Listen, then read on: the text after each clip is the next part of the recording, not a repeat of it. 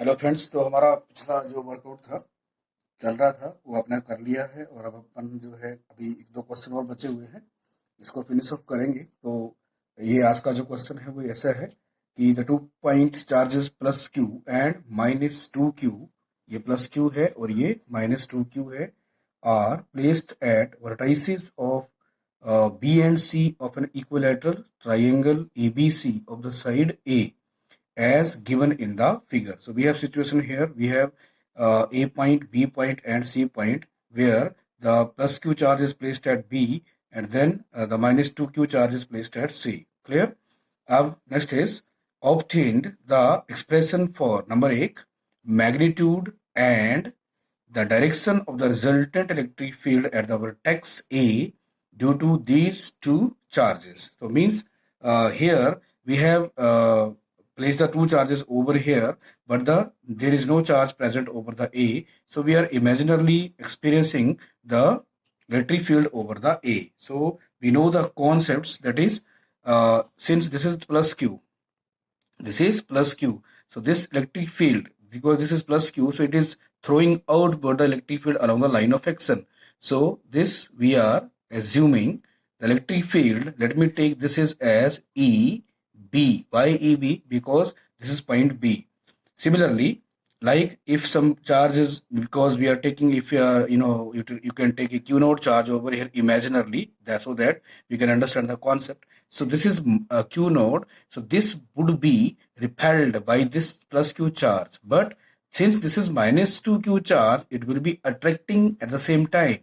So this electric field is EB, then this electric field is toward the minus 2Q charge. So since this is C, let me take this electric field is C. So you hope you understand the concept first, that how the electric field lines are working. Okay. So now our work is, our aim is to find the resultant of these two, that is EB and EC over this point A. Now you know that these two vectors, now they are inclined at some angle, so that angle is easy, but we have to consider, yeah, we have to show the angles here. Since this is 60 degree, this is 60 degree, and this is also 60 degree, so we can say that this is an exterior angle. So these all angle are 60 60, and this is the same line we are extending further. So this is the total angle between the two, and that is obvious, it is 120 degree. So we can imagine a parallelogram like that. So this is the parallelogram, and now this may be the diagonal. Okay, but be sure that this field and this field, they are not equal. So be careful that this is the total angle of the two vector, but this diagonal will lean toward the highest force, yeah, biggest force. So obviously this force should be greater as compared to this force, because the pair of these two charges and the pair of these two charges are different, so the forces must be different. So we are taking this angle, the resultant of these two is making with this force, that is, let me take alpha. So this we have discussed in the previous basic of the numericals, that is, this is a kind of parallelogram where the two vectors are inclined at the angle theta, that is 120 degree, and let alpha is the angle made by the resultant with either of the vector, and let me take this vector as if A, then this is B, so that we can put the formula easily. So now try to understand कि इसमें like this is the plus Q charge, so the electric field we can write, that is E of B, that is 1 upon 4 pi epsilon naught, and the value of the charge is Q. Then the whole distance we will be taking as A. This is A square, and direction we have shown over here, so there is no need to write the vector form. You can do this like that because you have shown here. Clear? Now further we can see the further electric field is EC, and it is 1 upon 4 pi epsilon naught. Now here the charge is 2Q. The charge is 2Q, and the distance is same, that is A square. Now, my dear, try to understand what is the relation of these two fields. So we can write, that is, we have EC is equal to EC is equal to twice of EB. Is it? Yes, because everything is same, only the 2 factor is lying over here in the numerator. So this field is twice then of this field. So here we can use this concept, that is EC is equal to 2EB. That is EC is equal to 2EB, right? Now, for our convenience, what we will do, if this field, if you are taking in magnitude as E, then this should be, twice. So this field is, we are taking E, that is, EC is this one, ठीक है. तो ये अगर ये हो जाएगी 2E, तो ये कितनी रह जाएगी, सिर्फ E. Try to understand, because EB जो है, चलो इसको अपन कंफ्यूजन में नहीं डालते हैं, अभी तो अपन ने यहां से ये लिखा था. अब मैं क्या बोल रहा हूं कि जो EB है दोस्तों, उसको मैंने अगर लिखा E, ट्राई टू अंडरस्टैंड, तो मैं EC को क्या लिख पाऊंगा, twice of E. Am I right? Yes, because ये इसके दुगनी है, तो अपन इसका क्या करेंगे, यूज करेंगे. तो now we will apply parallelogram. तो रिजल्टेंट कैसे निकलेगा, रिजल्टेंट निकलेगा अपने पास E, R लिख सकते हो यहाँ पे, under the root. First vector is, if you are taking E, then this is E square. Then दूसरा वेक्टर क्या है दोस्तों, 2E, it is whole square. then 2 dot E dot 2E, and now you can see the angle between the two is cos 120 degree, right?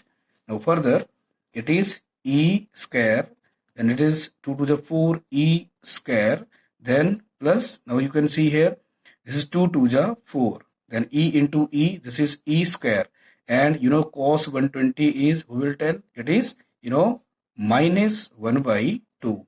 It is the value of the cos 120 is minus 1 by 2. So try to solve it further. This is 4E. Okay, this is 4E. So this become 5E whole square. Then this 2 is going to be cancelled out by this. This become 2. Okay, so ये क्या हो गया, 2, and this is अब इसकी वजह से minus बाहर आएगा दोस्तों. तो ये जब माइनस बाहर आएगा तो इस प्लस को माइनस कर डालेगा, और ये वाला दुक्का रहेगा, क्योंकि 2 2 जब 4 कर चुके हैं. तो ये कितना बन गया दोस्तों, दैट इज 2E स्क्वायर, है ना. इतना मैच तो कर लोगे ना. तो अभी कितना हो गया, this is becoming under the root 5 में से, क्योंकि सेम फैक्टर है तो 3 आ जाएगा, और E square. So this E resultant would become, it is √3, and E square से E कट गया, तो ये आपके पास क्या आ गई दोस्तों, रिजल्टेंट इलेक्ट्रिक फील्ड आ गई. अब आप इसमें चाहें तो इसकी फुल वैल्यू फिर से लिख सकते हो, कि अगर इसको एलेबरेट करके लिखना है तो कैसे लिखेंगे दोस्तों, ये आएगा √3, और E की वैल्यू तुम्हें पता है, E की वैल्यू मतलब सिंगल इलेक्ट्रिक फील्ड, ये वाली यूज कर सकते हैं अपन. इट इज 1/4 पाई एप्सिलॉन, और चार्ज, और नीचे क्या जाएगा, A स्क्वायर. तो this is the method to find the resultant of this the field. समझ आ गया सबको? तो ये चीज आपने ध्यान से रखनी है कि कैसे क्या क्या किया अपन ने. लेकिन अभी भी इस क्वेश्चन में एक सेकंड पार्ट था दोस्तों. वो सेकंड पार्ट क्या है कि भाई, the direction of the resultant electric field at the vertex A due to these 2 charges. तो ये अपने को अल्फा निकालना है दोस्तों. तो let us work for it. तो हम अल्फा कैसे निकालेंगे, that I have given in the tools, की tan alpha is B sin theta upon A plus B cos theta. This you can memorize or learn from the 11th class. That is how we solve the parallelogram law, vector addition, and after that how we could find the that is the angle between the resultant and the either of the vector. तो ये मैंने आपको tool में भी सिखाया है, उसी को देखें. तो मैंने क्या बोला था कि जिसके साथ अपन इस एंगल को लेंगे उसको क्या मानेंगे, A, और जो छूटेगा उसको क्या मानेंगे, B. ठीक है, अब ध्यान दें, आपके पास जो आपका जो B है, तो B कौन सा बोला है मैंने, वो ऊपर वाली फील्ड बोली है दोस्तों. तो इसको अपन कैसे भरेंगे, इसको भरेंगे सिर्फ E. ठीक है, और साइन कितना आएगा दोस्तों, दैट इज एंगल कितना है, 120 डिग्री. और नीचे क्या आएगा दोस्तों, नीचे आएगा B. अब ये देखो, ये B अपन ने यूज कर लिया. अब A कितना है, A है 2E. ठीक है, प्लस फिर से B कितना है, ई है, और फिर से कॉस कितना हो गया 120 डिग्री। तो दोस्तों इसको सारी वैल्यू को जैसे अपन सॉल्व करेंगे, तो ई को मत छेड़ना अभी, पहले आप इसको सॉल्व कर लेना, अपने आप सब कुछ कट जाएगा, क्योंकि देखो यहाँ से ई कॉमन निकलेगी, वो ऊपर कैंसिल हो जाएगी, नथिंग विल रिमेन। लेकिन जो कॉस साइन 120 की वैल्यू है, तो ये 120 की वैल्यू आपको मैं बता दूं, खासकर बायो वाले देख ले इसको, इट इज √3/2। इसकी वैल्यू कितनी होती है, √3/2। अगर आपको ये ऐसे नहीं भी समझ आता है, तो आपको वो 10th वाला फॉर्मेट याद होगा, कौन सा, कि अपन लिख रहे हैं साइन 120, क्या लिख रहे हैं, साइन 120 डिग्री, तो अपन इसको कैसे लिख सकते हैं, साइन 90 प्लस 30। ठीक है, अब साइन 90 प्लस 30, 90 की रेशो में ट्रिग्नोमेट्रिक रेशो चेंज करती है, तो ये कितना बन जाएगा, cos 30। अब एड शुगर टू कॉफी में सिखाता रहता हूं आपको, तो जो साइन होता है वो सेकंड क्वाड्रेंट में पॉजिटिव होता है, क्योंकि add sugar to coffee, add मतलब all in first quadrant, sugar मतलब sine in second quadrant, and to का मीन्स थर्ड क्वाड्रेंट में 10, और चौथे में कॉफी में सी कॉस आ जाता है। तो सेकंड क्वाड्रेंट में साइन को देखना होता है, तो इसलिए ये क्या हो गया, cos 30, और cos 30 की वैल्यू आपको पता है, इट इज √3/2। तो हर चीज को लॉजिक से लेके चले, ठीक है। तो ये चीज आ गई अपने पास, दिस इज ई। तो इसमें जैसे ही सारी वैल्यू भर देंगे दोस्तों, तो आप ध्यान दें, ये कितना आएगा, ये आएगा tan of alpha is equal to the value, after solving it would become √3, this you will be doing yourself, ठीक है ना। तो कब tan की वैल्यू 1/√3 होती है, यू नो दैट, जब एंगल कितना होता है 30 डिग्री। तो अल्फा कितना आ गया दोस्तों, 30 degree. So this is the method to solve this numerical, okay. Now this next question is very interesting question, इसको मैं स्टार कैटेगरी में रखूंगा, आपको इस टाइप के क्वेश्चन जो है वो बोर्ड में मिल सकते हैं, सारे इंपॉर्टेंट है, बोर्ड के ही में से निकाले हैं ये। तो देखिए, अब in an infinite number of charges each q coulomb are placed along x-axis at x is equal to 1, then 3, then 9, dash dash, calculate the electric field at point x is equal to 0 due to these charges if number 1 all the charges are of same sign, second consecutive या consecutive charges have opposite sign। so ये सिर्फ एक किस्म से बोल सकते हैं कि फिजिक्स का कम है और मैथ्स का क्वेश्चन ज्यादा है, बट हमें सब आता है, मैंने आपको बेसिक्स में ये सब सिखा दिया था। सो ट्राई टू अंडरस्टैंड कि सिचुएशन कैसी है दोस्तों, ठीक है। सबसे पहले तो हमें जो है क्या करना है, एक एक्स एक्सिस एज्यूम करनी है। So this we are taking as a x axis. So you know x is zero at origin, ये 0 आ गया, ठीक है। अब क्या हो गया, जैसे ही x 1 मीटर हुआ, जैसे मान लो ये 1 मीटर है, तो एक चार्ज यहाँ पे रख दिया गया, ठीक है। फिर x कितना हुआ, 3 मीटर हुआ, try to understand, this is 1 metre. फिर x जो है वो कितना हुआ, 3 हुआ, मान लो कि अब थोड़ा सा इससे ज्यादा ही होगा, यहाँ पे होगा, तो ये कितना हो गया, ये 3 मीटर हो गया, ठीक है। उसी तरह से यही अपन, क्योंकि पेज में जगह नहीं है, तो अपन ऐसा एज्यूम कर लेंगे कि ये कितना हो गया, 9 मीटर। ऐसे करके चार्जेस को रखा दोस्तों, 1 मीटर, 3 मीटर और 9 मीटर, ठीक है। तो हमने क्या किया कि ये सारे चार्जेस पहले केस के अकॉर्डिंगली क्या है, all of same charges plus Q, ठीक है। अब ये भी बोला कि an infinite number of the charges each Q, तो यहाँ पे ये भी कितना है, क्यू ही है, ये भी कितना है, क्यू ही है, ठीक है। अब हमें क्या पता है कि हमसे वो पूछ रहा है कि टोटल इलेक्ट्रिक फील्ड निकालिए आप, कहाँ पे, 0 पे।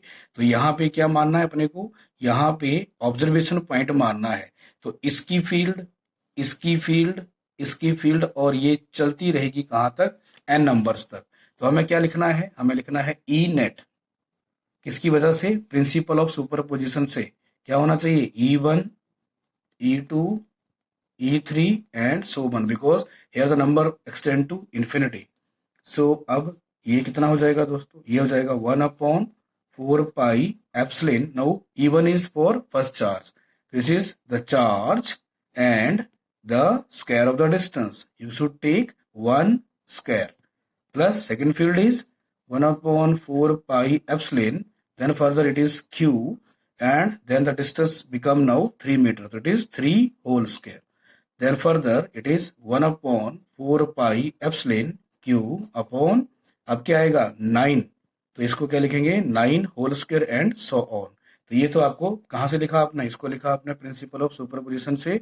अब इसमें जो भी कुछ कॉमन है उसको बाहर रखिए, it is Q upon 4 pi epsilon, और अंदर जो आएगा उसको बताइएगा, ठीक है ना। तो ये कितना आ गया 1, ठीक है, और ये कितना हो जाएगा 9, बिकॉज ये तो सारा बाहर आ गया, तो 3 का स्क्वायर कितना होता है 9, ठीक है। आगे आगे कितना होगा, 9 का स्क्वायर कितना हो जाएगा, दैट इज 81। तो this extend to the further, ठीक है। अब आपको क्या देखना है कि आपको इसमें ये समझना है कि ये कौन सी भैया सीक्वेंस आ रही है। तो ये जो सीक्वेंस है आप इसको ढंग से देखिए, मैंने लेक्चर में बताया। तो ये कौन सी सीक्वेंस है दोस्तों, जीपी है। क्यों जीपी है, क्योंकि इसमें कॉमन रेशो सेम बनी रहेगी। कैसे, आप जैसे इसको पहला टर्म मान रहे हैं, इसको सेकंड टर्म मान रहे हैं, इसको थर्ड टर्म मान रहे हैं, तो 2/1 करेंगे। 2/1 का मतलब क्या हो गया, इसकी कॉमन रेशो आ जाएगी दोस्तों, ठीक है ना। अब ये मैं पहले सिखा चुका हूं, तो आपको ये करना है और कंफर्म करना है। तो इसका कॉमन रेशो आ जाएगा दोस्तों 1/9। कितना आएगा, 1/9। और इसकी फर्स्ट टर्म क्या हो जाएगी, ए। ये सब सिखा चुका हूं, इसलिए ये क्यू 4 पाई एप्सिलॉन। अब ये क्या हो गया, sum of GP for the infinite term. So we write this as, पहले फार्मूला आपको याद है अगर आपने पिछला लेक्चर किया तो, फर्स्ट टर्म क्या है 1, ठीक है। Then 1 come again minus common ratio कितनी है 1/9, ठीक है। बस ये क्वेश्चन 2 मिनट में सॉल्व हो गया। तो यहां से ये आ जाएगा दोस्तों Q upon 4 pi epsilon not.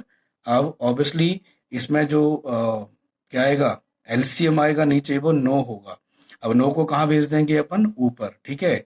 और नीचे क्या आएगा, ये आएगा दोस्तों दैट इज 9। यहाँ पे आएगा 9 - 1, तो कितना हो जाएगा 9 - 1 कितना हो जाएगा 8। कितना हो जाएगा दोस्तों 8। तो ये कितना आ गया 9/8, ठीक है। तो यहीं पे छोड़ दो, यही आंसर है इसका। क्लियर हो गया। अब इसको ध्यान में रखें कि हमने इसको, क्योंकि ये वो चीज है जो आपको हर क्वेश्चन में याद रखनी है कि जीपी को कैसे पकड़ना है, और उसमें जो सम ऑफ सीरीज लेना है वो कैसे लेना है। First term minus, first term, फिर ये 1 माइनस कॉमन रेशो, ठीक है। अब इसमें एक पंच है दोस्तों, वो क्या है कि अगर ये अपन ने किया है पहला पार्ट सॉल्व, अब अपन करेंगे दूसरा पार्ट सॉल्व। दूसरे पार्ट में क्या है कि यहीं पे देखेंगे ध्यान से कि उसने क्या किया, उसने जो लिखा है कि conjunctive charges have opposite sign. मान लो कि हमारे पास जो पहला चार्ज है वो पॉजिटिव है, तो दूसरा क्या आएगा यहाँ पे माइनस, ठीक है। तो अगला फिर से क्या लेना है, पॉजिटिव, तीसरा क्या आएगा माइनस। तो ये जो सारा फॉर्मेट है वो आपको कैसे दिखने लग जाएगा, ये आपको दिखेगा दोस्तों ई नेट इज इक्वल, अब मैं पूरा नहीं लिख रहा हूँ, मैं सिंपल मैथ्स वाला पार्ट लिख रहा हूँ। That is Q upon 4 pi epsilon, ये आएगा 1 माइनस 1/9 प्लस 1/81, और नेक्स्ट टर्म क्या आएगी माइनस, ठीक है, सो ऑन।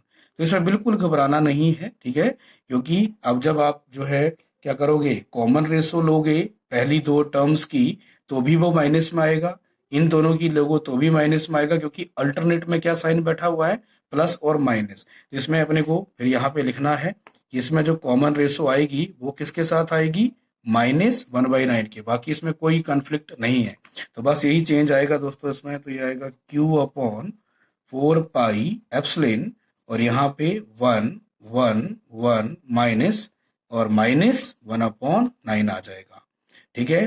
तो इसकी वजह से जो है आंसर चेंज कर जाएगा, क्योंकि ये प्लस हो जाएगा दोस्तों, तो 9 इसमें नीचे जाएगा, और बाकी इसको आप video in the lower classes, इसको अपन लिखेंगे 9/4, Q/4 पाई एप्सिलॉन नॉट, और अब सॉल्व करके आएगा 9/10। So also right the unit of Newton पर कूलम और न्यूटन पर कूलम, ठीक है।